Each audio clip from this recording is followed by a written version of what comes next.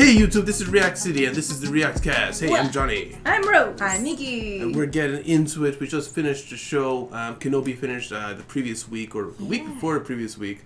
But yeah, we talked about it. We mostly liked the show. We had a few miscomings, but other than that, pretty good. Yeah, it was an awesome little series. Yeah, I was happy with how they treated Kenobi. Mm-hmm. Yeah, and I brought it up to wonder, like, now that you've seen Mandalorian, you've seen Boba Fett, now you've seen this. How do you feel about Star Wars overall in terms of where you rank it against other sci-fis? Is this something that you're looking forward to more stuff from this? Does it go up more or low down? I'm not looking forward to more movies still. Mm-hmm. But more series, I'm like, oh, I'll give these a chance, you know? Because I enjoyed The Mandalorian. That was, it popped up and I was like, oh, I didn't know I'd enjoy this. And then season 2 came out, I was like, oh, I still enjoy this. This is great. Yeah. I won't talk about Buffett. Kenobi was also great. It was also fun and great. And I was like, oh, and Star Wars Visions was pretty enjoyable. Yeah. That was a nice little experiment. Yeah. I think Star Wars is such a developed universe, and there's so much you can explore. There's so many avenues they haven't touched, maybe for fear of making things canon that they might want to take back in the future. I don't know, but I feel like there's a lot of potential, and I think series are the best way to take advantage of like little pockets of, you know, parts of the little parts of the universe. Not like big enough to be movie worthy. Yeah. But they might also be a longer story than a movie can tell. Yeah. Not as long as a trilogy can tell. Yeah. So. I think they should do more to introduce little characters that they can go off and explore. Mm-hmm. Like The Mandalorian, they pulled that off really well. I think it's because they depended on the lore of Mandalorians by taking one Mandalorian and making him just be called the Mandalorian. It's just a Mandalorian. And he's now the Mandalorian. Anytime you refer to Mandalorian, oh yeah, Mando, you know? But I feel like that's taking advantage of a little part of the universe, and it's not a character that has ever been known. It's a brand new character that just made, you know? So I feel like they could do that again with other things. Hopefully successfully. I'd hate for them to feel like, oh, milking time, and just, you know, throw money at foolishness. But I would like for them to do well with it, and I would enjoy it. I'd watch it. Yeah, same. I'm curious to see how you'd react to a couple of these comments that we had on Kenobi video. So here's from John Maltese. He gave his overview of the show. It's a bit lengthy, but here we go. He says, even though the show definitely has some weak and sloppy writings at times, I did think they did a really good job of seeing how we got the broken Obi-Wan at the end of Return of the Sith to the stoic and wise Obi-Wan we see in Rebels and New Hope, the first two movies. The final episode was also by far the best, and the confrontation between Obi-Wan and Vader was very emotional, even if it felt slightly plagiarized from even the better scene between Ahsoka and Vader in Rebels. I told you guys a little bit about how Ahsoka also, cut Vader's helmet. Oh, and yeah. we saw And it was you the did same. mention Yeah. A lot of that, the emotions and feelings in that scene were very parallel between the two. Yeah, so how do you guys agree with this statement, or? I would definitely agree with that statement. Is the writing being sloppy, the whole how does she plot? How does Reeva just plot? She just plots into places. She just knows. With that being kind of sloppy, and then Roken being like, I won't help you. You know what? I will. Yeah. Bruh. Yeah. Things like that. There were moments, those moments definitely made it go, but I feel like they still, I think it's because it was Obi-Wan, it made it easier for us to overlook it. If it was Boba Fett that they did that in, we would be clawing at it much worse. Well, the thing is, the good writing in Obi-Wan made that passable. Yeah. The Boba Fett, if the bad writing was another thing on top of Boba Fett, it would be like, no, this is not gonna fly. So yeah.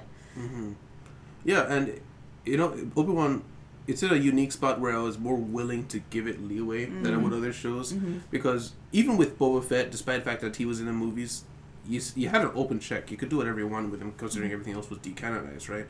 With Obi-Wan, he has a start point and an end point, and those cannot change. You cannot undo something he said in the movies, you know? Yeah. Like, for instance, one thing that they did really well is, remember how Luke was like, Obi-Wan, you told me my father was dead. I said, I mean, you told me Anakin was killed by Darth Vader. I said he was from a certain point of view. That meme to death, right? Yeah. Now we've seen what he's talking about. Yeah. It makes a lot more sense the way he said it. It doesn't. It doesn't just feel like, well, I mean, I only half lied to you. It feels like he actually feels that way. Yeah. Mm-hmm. Yeah. I didn't even know that line. That's pretty funny. And here's another comment from Forever Health and Wellness. To address your guys' questions about Vader's suit being different colors, he can change the internal environment variables like oxygen saturation, temperature, etc. based on the planet he's on. It also controls his cybernetics like arm and leg strength. So I'm assuming he's saying the colors will be different based on the parameters he sets for the planet that he's on. Okay, that's cool. Good to know. Yeah, especially since the environment we saw him in on, what was it, Tatooine? No, it wasn't Tatooine. Jabin? No, some other planet that they escaped to, away from Reeva and the other Inquisitors, is very different from the planet he and Obi-Wan dueled on. Yeah. That's true. And there's a little bit of info that came out from one of the writers of Obi-Wan Kenobi. So I got this little thing here because they wrote it all out for us nice and neatly here on this Reddit. So apparently, Commander Cody was originally supposed to be in it. Oh. Yeah, so... Go ahead. Commander Cody is the clone who was the second in command to Obi-Wan during the Clone Wars. He was also very friendly to the point of being good friends. Is he the one that we were talking about when we saw the guy on the ground? Yeah. Yeah, that's the guy we were talking about. That wasn't him. That wasn't him. Okay. But he was we're the one you're talking about. him. Yeah. Yeah. The reason that clone in this scene had a lot of weight is because they kind of decided on this idea of we just come across this clone and we just use him and leave him as a character instead of like developing the character very much more. And it was supposed to be analogous to how the war just used the clones and then left them. And it's supposed to have a bit more weight to the feeling that way. But the writer says, yeah, Cody was the big one. I love the idea of Obi-Wan having a secret buddy on Tatooine. Like a secret buddy. So, like, the first time he goes into town, you see Cody, and he's following him through the streets and attacks him, takes him into an alley with a knife to his throat and says, "You're dead." And then you realize, oh no, Cody's just making a point. Like, come on, you gotta be more careful. And it goes on to say, and then you realize, now Cody's morphed into someone who's trying to kill him from when we last saw him to someone who's now devoting his life to protect him. Because we saw it in Order 66, he tried to blast him off the wall.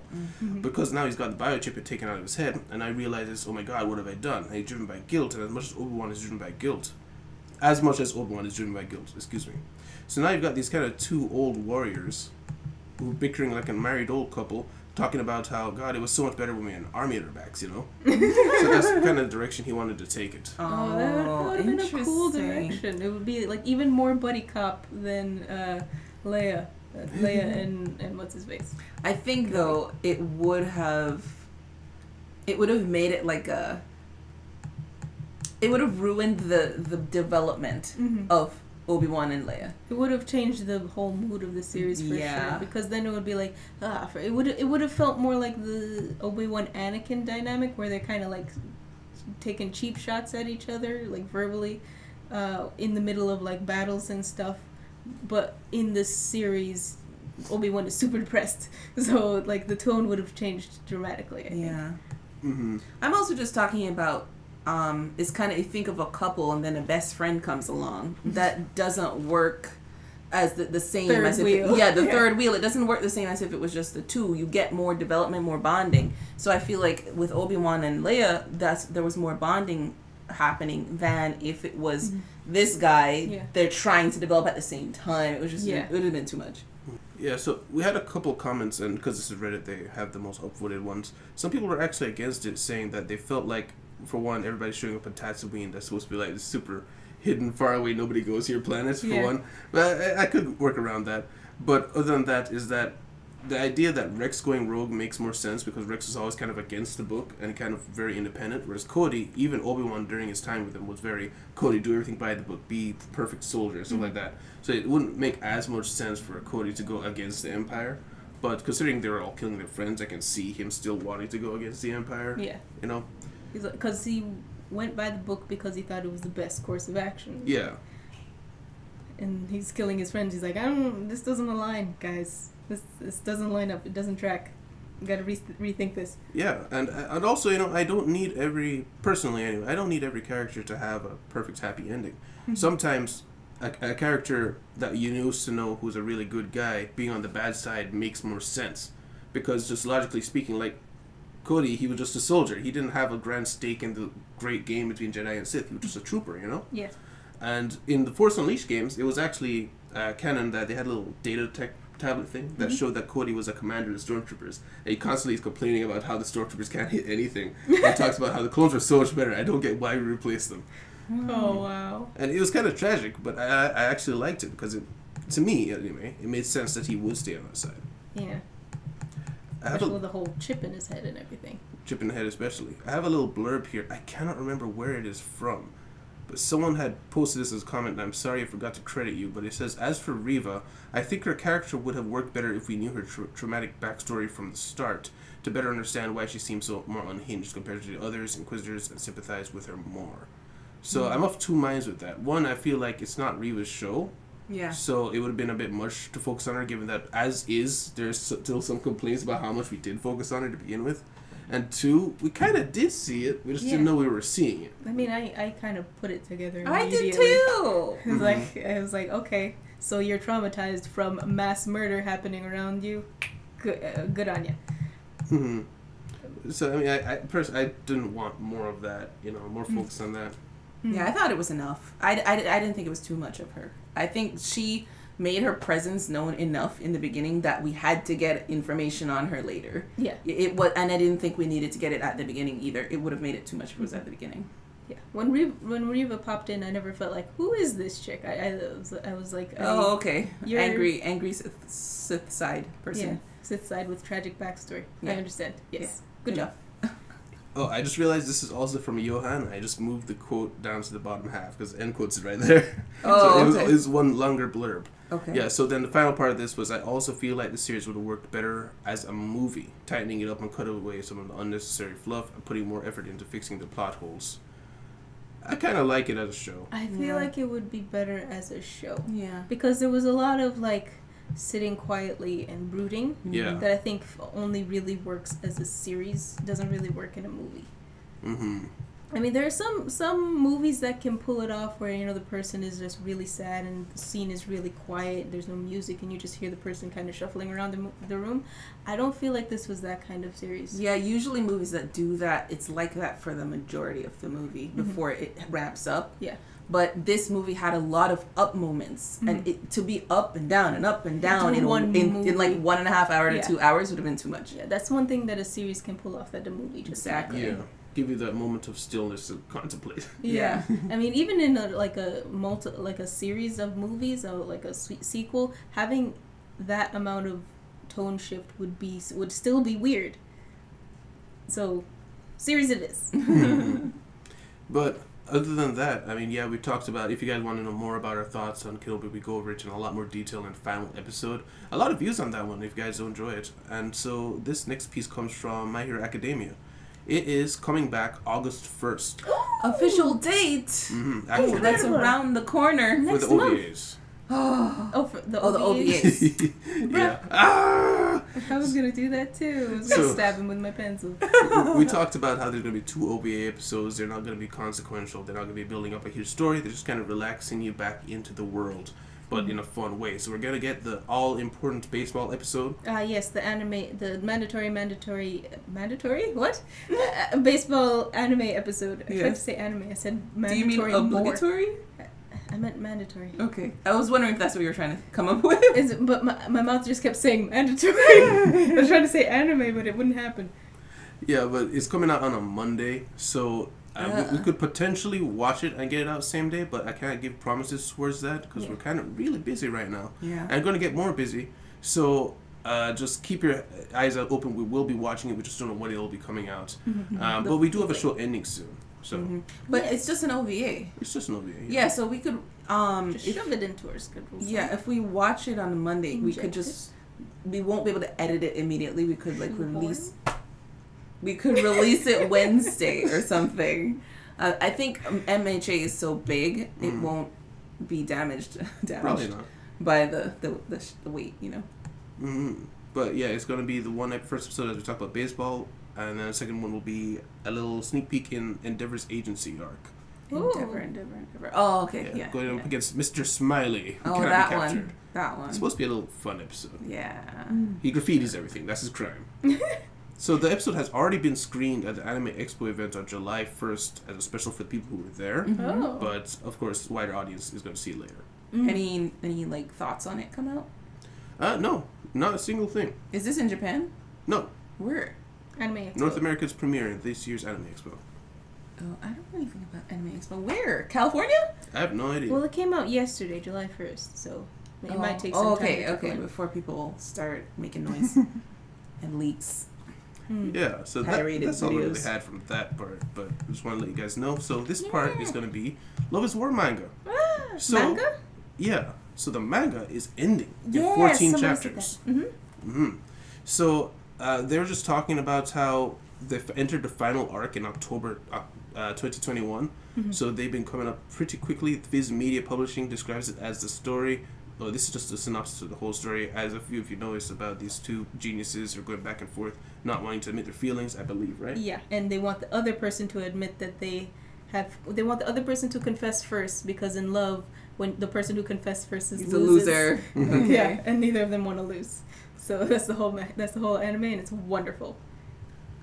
Okay. Because it honestly it becomes like the undertone of like the whole series, but the rest of the series is just like these student council being crazy student council. It sounds like a like relaxing weekend read. Yeah. I didn't read it, but I watched the anime. It was really fun. It reminds me of a manga I read from that I just randomly found in the library, like the whole series of. It was the whole series. Yeah, the whole series is there. I was like, oh, okay, I'll read this. I hate starting a series that's not complete. Like, yes. So when I saw all of them there, I was like, I'll borrow all of them and read them all in one weekend, and I did that. Wow. It was I can't remember the name, but it was like these young kids who were judgment, like they were judges in a school. The writer of Death Note wrote that. Oh. Yeah, you told us this. I don't know. It was from the writer of Death Note. He wrote about this kid who is like, I guess, like a classroom lawyer. Yes, basically. A bunch of lawyers. He's gonna what is it? Runpa it. Runpa it. He really wanted to make it a thing. He could not make it a thing. Yeah, but it was a really cool story because it was like talking about their origins. It was really tragic, and it was like really interesting. But it wasn't like, fighting and action, which is what I'm usually into. But I was like, wow, I like this, and this Love is War kind of sounds a little bit like that. I mean, not the same story. I just mean the same like tone of like things are happening in the classroom. Yeah, in a classroom, exactly. Yes. We don't really go into a classroom. It's mostly the student council room. But yeah, this is cool. You by the end of the season 1, you're just like, I love all of these characters. You're all great. You're depressed, but you're great. Well, we have a little blurb here at the end of the article, courtesy of Anime News Network. By the way, that is most of the links that I'm talking about here. So the series' third season premiered on April 9th, and Aniplex of America hosted the U.S. premiere advanced screening on April 2nd at the at the Aratani Theater in Los Angeles and the Japan Society in New York. The series' hour-long finale aired last week. So the series has planned a new anime, which will be announced after the third season ends. Oh, okay. So I was intrigued, and scroll down. So they plan a new anime, but get this, everybody will be returning characters. What? So the staff did not specify the format of the anime. They didn't specify what exactly it's going to be about, but they said they will reveal more details on Twitter. Yes. So I was curious if you had any idea of what they could be talking about. I do. So how do I not spoil this? Basically, the season would be moving into a new location. Okay. And I guess everybody's coming along. I didn't expect that. But the two main characters I know for certain are going to be there. And we also do have a slightly unresolved love line, I guess. Love storyline of, well, I won't say who. Of people. Of people that you like. Of people that you ship. But yes, they're unresolved, so hopefully that happens next season. Okay, so if you've seen the show, you probably have an idea of what they're talking about. Yes. But again, I didn't expect everybody to come along. Well, I don't know if everybody. They're just saying that they're expecting a lot of the returning cast. Okay. Yeah. Oh, do they mean cast as in voice actors? Well, yeah, cast and staff. I thought, for some reason in my head, like characters. the character cast. Me too. That's what I was thinking. Oh, I Because thought if they it's were the- same. Just the cast of voice actors and be like, okay, yeah, I believe that. Oh. Maybe, like, that's more expected to me, at least. Oh, I just always assumed that if they're talking returning cast, then that must mean That everybody's remains in their places. that. Yeah, I thought that's what they meant. Mm-hmm. Interesting. But you know what else is interesting? What? So this is actually kind of big news. So Jump Plus, which is it's an app version for Shonen Jump, but it's also on Manga Plus's online services, and they've stated that the overseas market manga has expanded in recent years, so the popularity of manga in countries outside of Japan has become more important, and thus he wants to, in reference to, it actually doesn't say in reference to who, but thus he wants to export manga outside of Japan, but also expand Japan's and Jump's structure of creating hit manga overseas. So here's the big thing. They will be releasing new manga simultaneously in English and Japanese in 2023. Whoa, after 2023. After 2023. So you could just say 2024 article. I'm guessing the aim is sometime that year. Yeah. Mm-hmm. Wow. That's huge. Yeah, that's a big move. Yeah, especially considering how long we had to wait for a JJK movie to come over to American theaters. Yeah. Mm-hmm. So this is probably going to move to like same country, same time release in all countries kind of thing. Well, I don't know if it'd be able to be same time release. Well, maybe they could pull it off. I was thinking more for movies, but yeah, probably. Oh, no, I just mean manga like and stuff. Oh, manga, yeah. Well, manga is what they're trying to do. They want the manga side by side, and they currently already carry titles such as Spy Family, Kaiju Number 8 Ghost Reaper Girl, Summertime Rending, Akayashi Triangle, and Chainsaw Man, which has been a smash hit. So these are all very big names. It's not like they're bringing up just smaller groups up to the forefront. Yeah. So I think this is a good sign of what we were talking about in previous podcasts, where the community is just becoming merged, just like East and West is becoming slowly just one community. Yeah. Like our channel is mostly Japanese watchers. Oh, really? Yeah, Japan is our main watch. Wow. I didn't know. I need to look at our analytics more often. Yeah. Wow. Well, here's hoping that the stigma against anime kind of disappears as well. I feel like it is kind of dropping off. It's at a least little for bit. like people in our age group. Mm-hmm. For people in our older age group, not so much. Yeah. It's still a kiddie thing. Yeah, but the thing is, time. And so as people grow up, it won't be a kiddie thing anymore. Yeah. Hey. Time, that exists. Time happens. Indeed. And speaking of Spy Family, so this, Spy Family has released a teaser for the second part returning in this October. So apparently it's the second core. They're coming out just this later year, October. They're not going to be a long time gap or anything. And there'll be a new character as well, played by Keith Kelper. Of course, you know who that is. I don't know who that is. I have a inkling of what character it will be. Oh yeah? Because I heard somebody talk about like the synopsis of not synopsis of the characters, but talk about the characters that are popular in the manga. So I think I have a hint about who is coming in, and I'm excited to see how this works. That sounds very suspicious. Yeah. But I believe did you finish the show? I finished the season, yeah. How do you rate it? Oh, it was so much fun. How it was like a 9 out of 10 scale. Wow. I think 9. Yeah. On a 9 out of 10 9 out of scale. 10 is a 9. 9 sucks. on a 0 to 10 scale. That's a 9. I very much enjoyed every episode. I looked forward to like whatever craziness we were dealing with, even though it like mostly wrapped up within the same episode. It didn't feel like anything was happening super fast. Mm-hmm. The pace of the anime is really good. Yeah, and it was so successful that it has actually inspired its very own stage play. So it will be getting a musical next spring. How are they gonna do the Anya face? Y'all Anya don't know face? what that is, but the Anya face is incredible. Well, I see them doing a very cringe version of it. You ready? Okay. They're just gonna like have her pause and turn to the audience and make a face, and she'll do that like every couple minutes or something. and they're gonna be like, "Oh, I know what she's doing. She's doing the Anya face," and then the audience will start laughing after a few times. Is that it? Oh my yes, gosh. it's brilliant. It's wonderful. Oh no. And then people found out how to do it in like ASCII in the comments. Oh, and then no. you just see a bunch of it in the comments. I'm like, oh my gosh, this is amazing. Love it. Yeah. And she does it at the best times too. It's not just a face that she carries around. It's like it's like Moments. comedic points. It's like, oh, that hit right. Very good. Mm-hmm.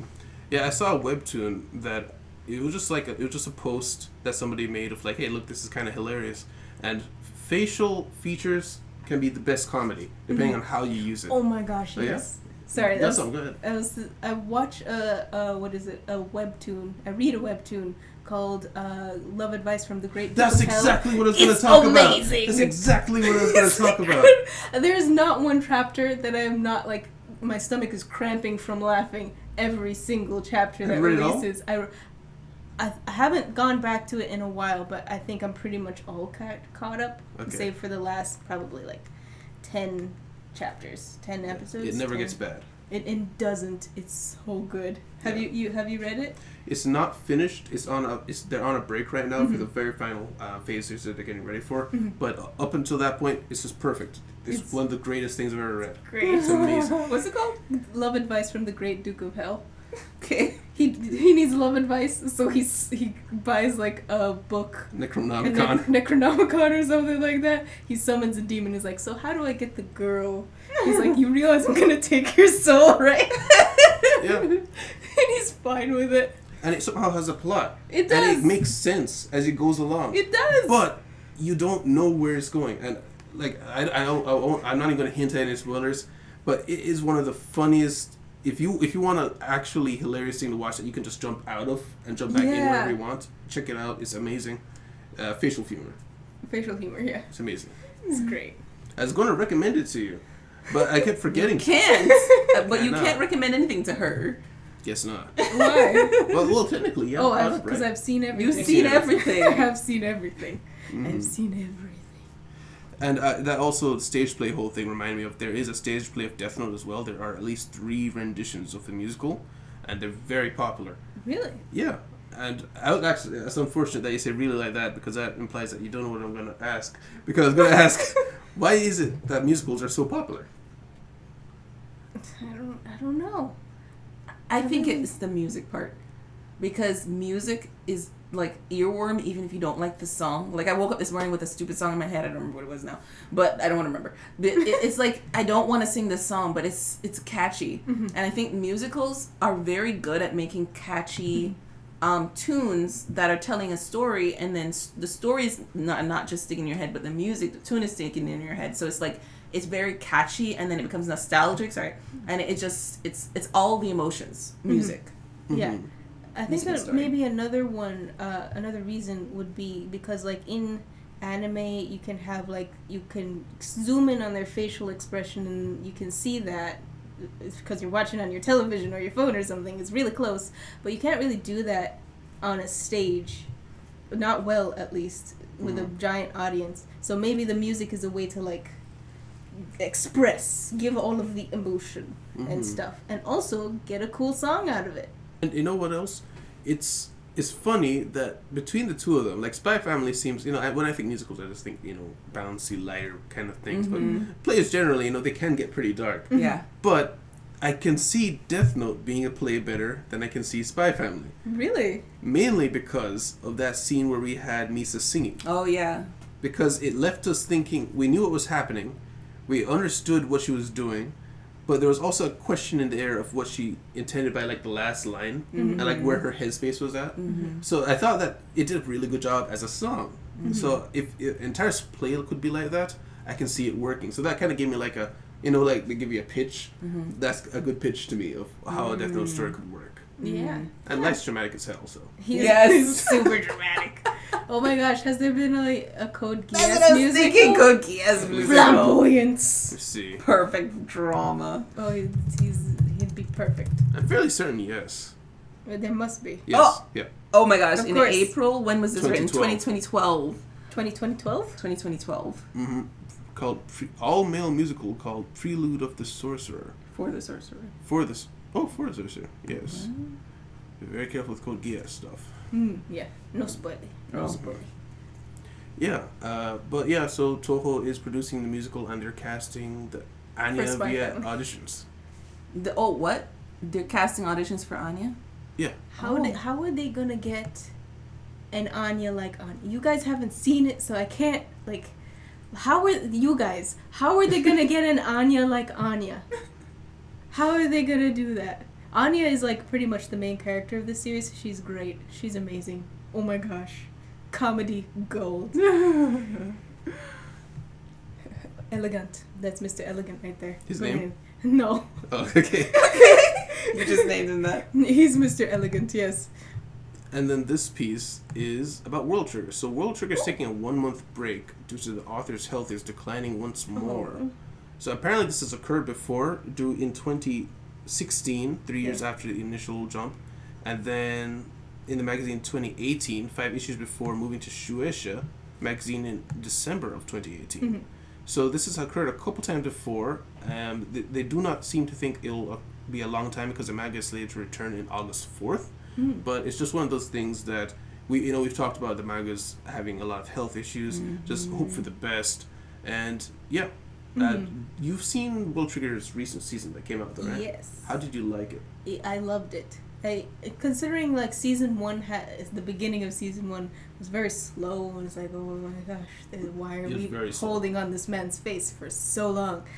But towards the end of the series, it kind of got better, but then there was like some weird character changes, like the way characters were. It's like, okay, how you weren't like this before. Maybe they changed directions too much.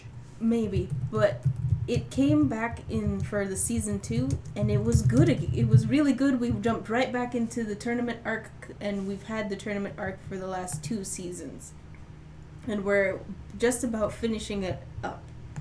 I don't think we finished it yet. Brain remembering things. Anyway, we've had 2 seasons of tournament arcs, which I know you love. Yes. It's been good? A really good tournament arc. Yeah, and we've had character developments. We've gotten character introductions. Not a whole lot of character development, but even then, it doesn't feel like, oh, why are we wasting our time on this anime, you know? Yeah.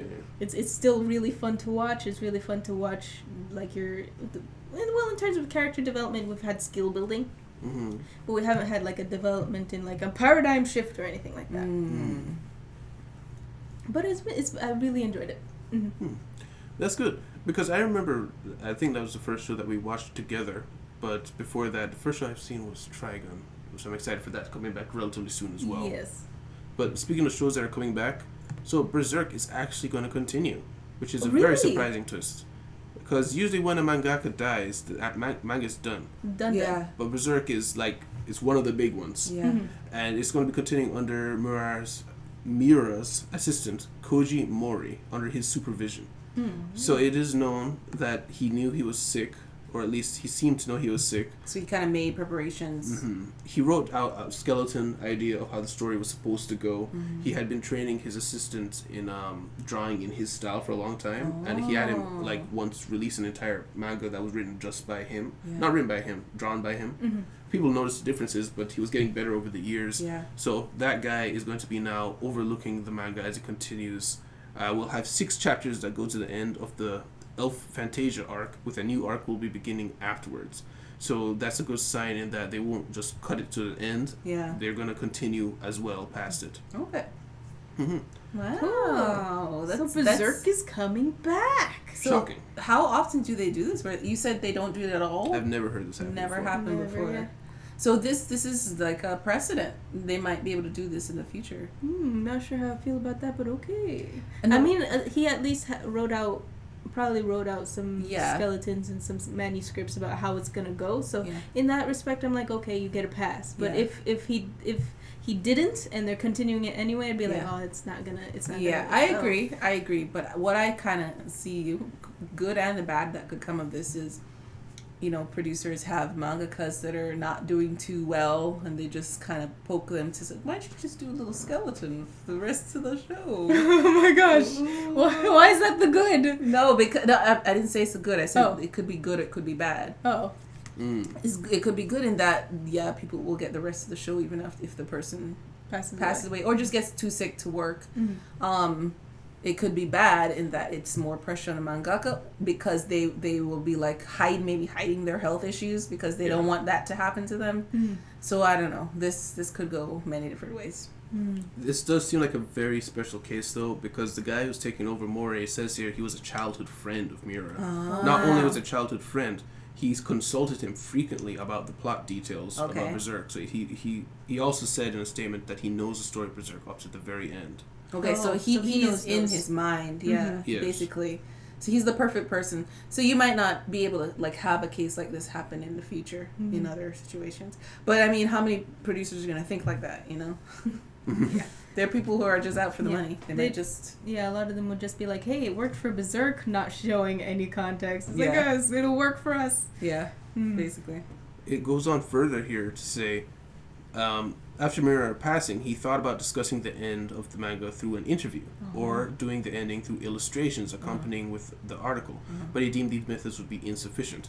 So he welcomed the Studio Gaga's offer to continue the manga, and promises to recall the details as much as he can to tell the story, assuring readers that while the telling will be imperfect, he thinks he can tell the story that Mira wanted to tell, or rather, almost tell it.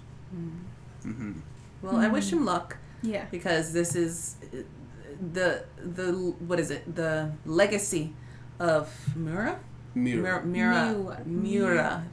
not gonna get it right. Mira is riding on his shoulders right now because people are gonna blame him if it ends badly, even if it was the plan that Mira had. If it ends badly, this guy's gonna get the blame. The flack, yeah.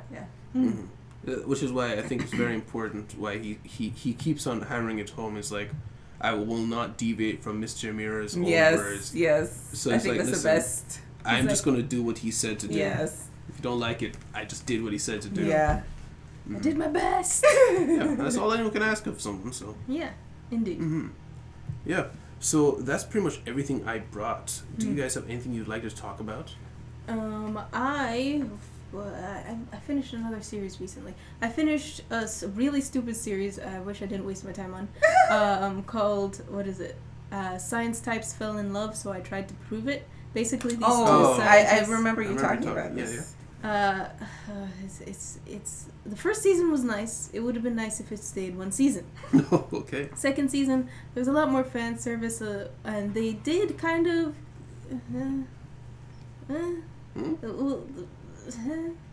They kind of, like, the story begins where basically the premise is in the name. They fell in love, so they're trying to prove that it's love. Like, what is love? We need to quantify love. Oh, together or individually? Together. Okay. They're science students at some college. Okay. And they're both super like evidence and logic motivated. So they're like, how do you know that you're in love? And she's like, you're right. And then they just start. That's how it goes. Season 2, I wish it didn't end the way it ended. Oh. It was really annoying.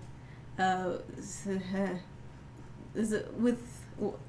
a bunch of different couples throughout the series. One of the couples, kind of a triangle thing happens in the end. I'm like, why did you do that? Annoying. I hate that. Not even the kind of triangles like, I like you now. It's the person at the middle, two people like him, even though he was already kind of with a different person, but the two other people who like him are now like, it's fine, he can just decide which one of us he likes. So I think they're like all half dating now. I hate that kind of it's love like triangle. Archie comics. Basically, yes. Yeah. That's the trauma. That's where it came from. Yes, I understand now. Yeah. Betty, Veronica, Archie triangle thing kind of happening. I hate it. I love it. I hate it. When I came to, what is it, like, what do you Enlightenment. When I used to read Archie comics nonstop. Yeah. And then one day, every single bathroom break. Yes, it was. Yes, basically they were in the bathroom. Yeah. But one day I was like, Archie's a scumbag. Yeah. And I just suddenly like realized that the way he was treating Betty especially, and Betty just taking it and like, this is teaching people such terrible things, and they're making Archie look like a good guy, this dumb whatever. I'm like, I hate this book. I will never read this ever again. I don't know. So I don't like anything that does like love triangles like that. Same. Sounded real Karen there, Nikki. Listen, Archie's a legend, and he will never be forgotten. I mean, I practiced drawing those comics. I love them so much. Yeah. Oh my I gosh. remember that. Mm-hmm. Yeah. Apart from that anime, I finished watching this, I think, like a couple months ago. But I want to talk about it because I saw it on your screen while you were scrolling past it. Called Kotoro's Neighbors, or Kotoro is My Neighbor, or something like that. Okay. It's about a little kid who moves into like a small apartment complex.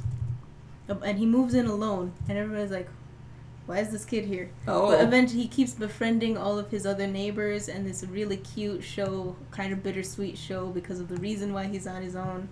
But it's super, super cute. Oh, it's Kotoro Lives Alone. Yeah.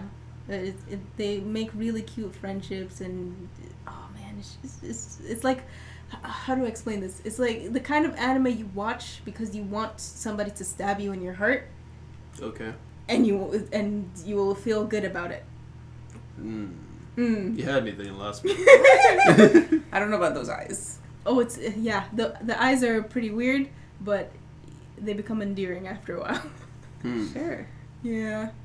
Is there an in-character reason, or is that just an art? No, it's just him. Just him. His eyes are just weird. We see other children too. Their eyes don't look like that. I don't know what's wrong with him.